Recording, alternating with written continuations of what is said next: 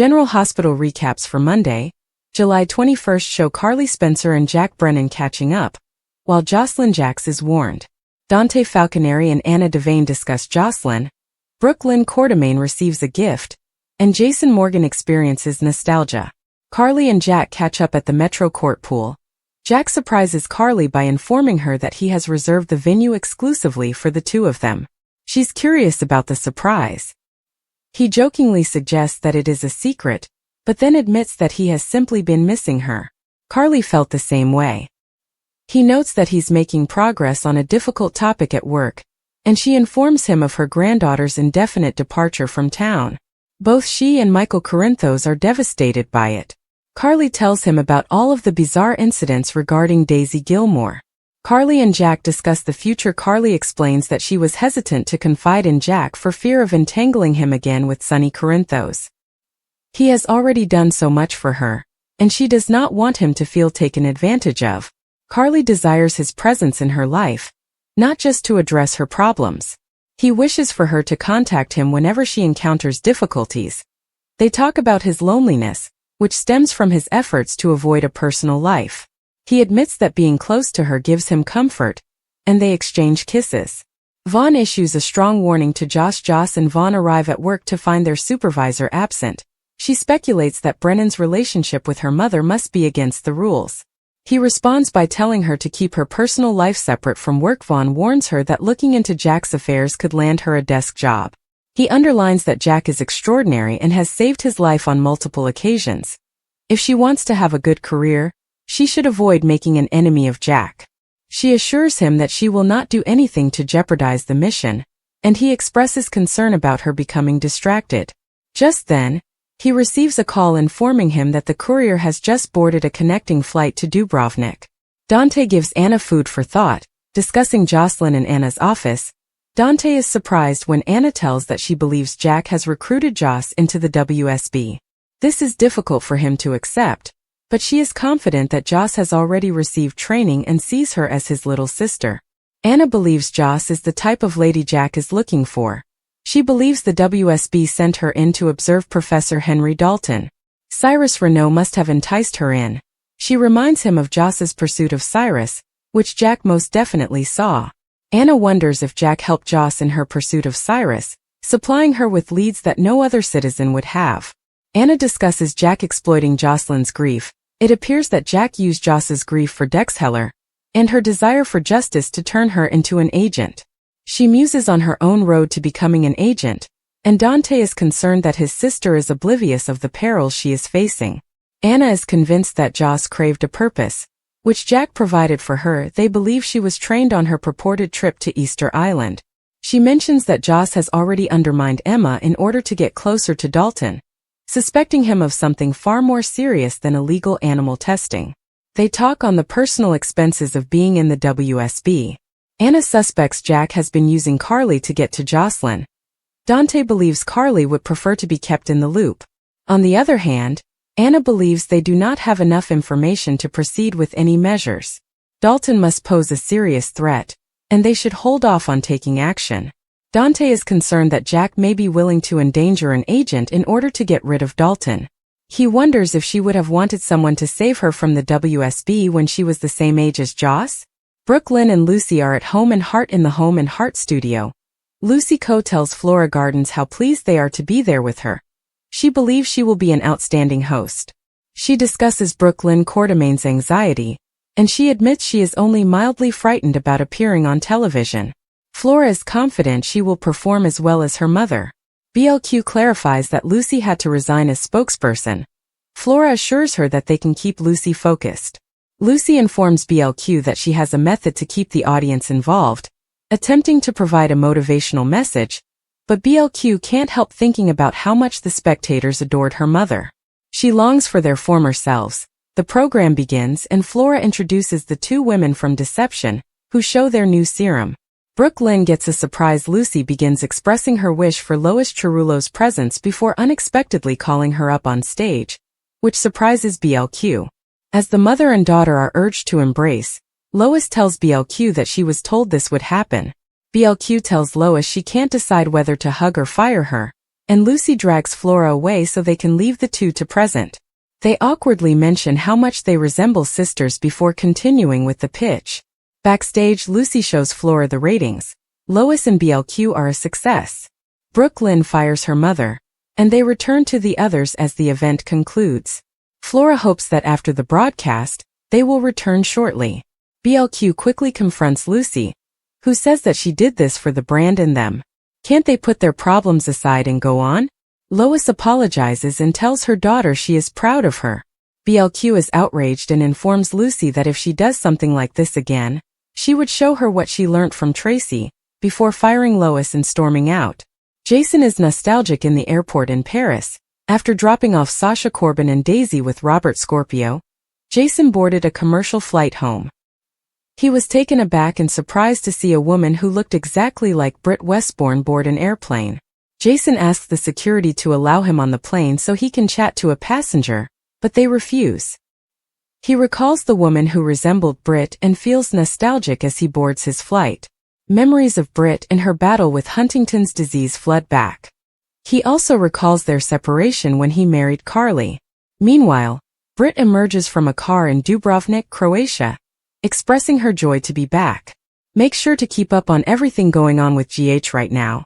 Come back often for General Hospital spoilers, news and updates. General Hospital spoilers for Tuesday, July 22, 2025 are now available.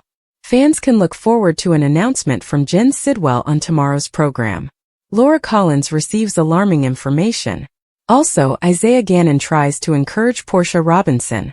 Continue reading to learn about what's coming up on ABC's soap show. Make sure to check out our weekly GH spoilers right here. Willow Tate's nerves will start with Willow Tate, who is getting married to Drew Kane.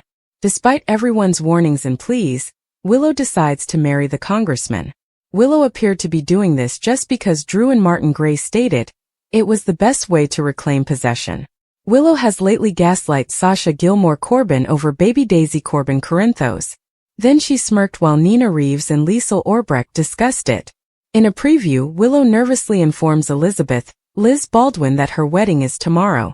Sonny Corinthos pays a visit after Laura Collins' disturbing information with the mayor. During the conversation, Sonny informs Laura of some disturbing news. Then in a preview clip, Sonny tells Laura, "If you don't, then I will." General Hospital spoilers for Tuesday, July 22 reveal that Jen Sidwell will make a big announcement. Meanwhile, Justine Turner has some updates for Harrison Chase. As Lucas Jones watches, Turner instructs Chase to handle this as a possible abduction. Of course, she's referring to Sidwell's son, Marco Rios. Tracy Quartermain and Martin speak on Tuesday, July 22, 2025. When Martin shares some news with the matriarch, she insists that it will never happen. Additionally, Isaiah Gannon encourages Portia Robinson. The surgeon tells Portia that if she's destined to die, she should go down fighting. Fans are aware that Drew directed Portia to portray Michael Corinthos as an opioid addict. She does not want to do that, and she has convinced Curtis Ashford that she must confess and face the consequences. Drew is blackmailing her. Thus that is the only sensible course of action. Will Portia be able to prove any of this? If it comes down to her word versus Drew's, things could get even more complicated. Which storyline are you most looking forward to seeing on Tuesday, July 22, 2025? Share your opinions in the comments area below. General Hospital spoilers reveal that fans are devastated with the announcement this week that beloved actor Tristan Rogers, who has played Robert Scorpio since 1980, has been diagnosed with cancer, leaving his future on the show unknown. Rogers' message, issued through his publicist, offered hope and gratitude for fan support, but his diagnosis, revealed the same day he made a surprise appearance on the July 17 episode, has raised concerns about Robert's departure. What does Holly Sutton's future look like now that his last stint ends in November 2024, and he has welcomed Jason Morgan and Sasha Gilmore Corbin to their home abroad? Will Robert's disappearance alter her destiny, or will GH find a way to continue his legacy? Rogers' diagnosis rocks the fandom. Tristan Rogers' cancer battle, announced with a request for privacy, has fans online pouring out support, with posts like, "Prayers for Tristan," flooded the platform. His surprise return on July 17 When he opened his door to Sasha, Jason, and baby Daisy Corinthos Gilmore was bittersweet, especially since Robert's role as a WSB veteran and father to Robin Scorpio Drake is still popular among fans. With no specific cancer kind mentioned, many fear Robert's health would sideline him, potentially writing him off. Will GH recast make a temporary exit, or give Rogers a sorrowful farewell? GH spoilers. Holly's path without Robert. Holly's plotline, linked to Robert via decades of passion and a recent rekindling, is uncertain when she invites Sasha and Daisy abroad. Robert's departure may alter Holly's arc, driving her toward new partnerships or a return to Port Charles to confront Jen Sidwell's plots. Fans speculate, with some hoping that Holly carries Robert's torch, while others fear that GH won't feel right without him. If Robert leaves, perhaps on a WSB mission or to defend and protect his daughter and granddaughter, will Holly's strength shine through, or will she falter without her partner? Port Charles faces a void. Robert's impending departure is already causing concern. If reality sets in and he does not return, some fans hope for a recast, while others believe the best way to honor Rogers is to finish the role during his reign. What side of the fence are you on? Should Robert continue even if Rogers does not return to the canvas, or should Robert's legacy be considered synonymous with Rogers? Will Tristan Rogers' cancer fight force Robert Scorpio out, leaving Holly to navigate alone? Or will GH find a way to commemorate his famous role? Share your thoughts in the comments and check back every day for more GH news and spoilers. Jason Morgan never really let go of Britt Westbourne. Her death left a silent, aching scar in a heart that already suffered more than most. Despite his stoic exterior, there are quiet moments when he finds himself reaching for a memory, the sound of her laugh, the way her hand slipped into his without hesitation. Jason's thoughts wander to what could have been if Britt had survived. Her knowledge, strength, and sarcasm had once pierced his carefully constructed emotional armor, and the void becomes louder with each passing day. There is no room in his life for sentimentality, not with the chaos he has returned to, not with enemies lurking around every corner, but grief does not play by the rules. It slips in, wrapping around peaceful gaps between missions and tormenting him where she once stood. The hospital, the docks, and even his own apartment all feel like haunted reminders. And despite everything Jason has been through, this private battle with grief may be the one he never fully overcomes. Meanwhile, Anna Devane is watching. And not just Jason. Her attention has been drawn to someone new, someone close to Sunny and Dex, but far too resourceful for her own good. Jocelyn Jax. At first impression, she appears to be a distraught young woman seeking meaning after losing friends and faith. But Anna's instincts, honed through decades of espionage, will not allow her to ignore the patterns. Jocelyn has begun asking the right, or wrong questions. She has been where she should not be. She has noticed things that others have overlooked. To the untrained eye, Jocelyn appears to be balancing both heartbreak and ambition. However, Anna is beginning to resemble someone who has been trained or at least recruited. Her curiosity is very disciplined, and her probing is too precise. Anna isn't the only one who is starting to notice. Dante saw her going through files on his desk. Jordan overheard a conversation that did not make sense to a college student or aspiring journalist. And while distracted by his own battles, Sunny has begun to wonder why Joss appears to know more than she should. The idea that Jocelyn is connected to the WSB is not only implausible, but also dangerous. If this is true, it indicates that she is playing everyone in her circle. It means she's on a tightrope, and one false step might have fatal repercussions. Anna does not want to believe it. She has known Jocelyn since she was a child. However, personal history cannot distort professional judgment. Not when secrets are guarded and allegiances are ambiguous. The pressure of surveillance intensifies as Anna quietly assigns subtle tales to track Jocelyn's whereabouts. She observes Jocelyn meeting with contacts she does not recognize, taking detours with no apparent purpose, and lingering outside offices with WSB links. None of this constitutes proof. But in Anna's society, suspicion is often enough to prompt action. Meanwhile, Jason is trapped in his own downward spiral. He notices the same signals as Anna does, but his judgments are more ambiguous. He knows Jocelyn too well. He remembers her as a determined, opinionated young girl who once admired his quiet strength. The idea that she could be manipulating him right now Carrying out a covert operation under everyone's nose seems surreal. However, he cannot ignore the changes. She's toughened, calculated. Something has appeared in her eyes that was not previously present. Something that reminds him of a military rather than a student. However, even as he questions her, he finds himself putting Britt into every decision he makes. Britt would not have wanted him to trust Jocelyn so easily, which is why he draws away from her. When he returns to danger, it's because Britt anticipated nothing less. Her voice echoes in his thoughts, whispering caution, power, and on occasion grief. Every lead, encounter, and flash of violence is filtered through that tragedy. Jocelyn too feels the stress. She is aware that people are monitoring her, including Sunny's guards and Dex. Jason's gaze on her makes her feel scrutinized. It is different now. He used to see her as Carly's daughter, the safe niece, someone who didn't belong in the crossfire. Now there's a distance. Doubt. And it cuts deeper than she anticipated. If she is WSB, she does an excellent job in the capacity. But this generates more questions than answers. Who recruited her? Why now? What is the mission? What happens if she is discovered? Anna is close to initiating an internal investigation. With one call, Jocelyn might be exposed or shielded depending on which side she's on. But Jason isn't prepared to see her as a threat. Not yet. He believes that humans can emerge from darkness. He believes that loyalty can be regained. This is what he wishes had happened to Britt. It's the fantasy that keeps him going. That if she just survived that last mission, they could have built something tangible. But he also understands how the game works. If Jocelyn lies, the consequences might be nuclear. It has the potential to fracture families, destroy Sunny's trust, and bring WSB hell to Port Charles.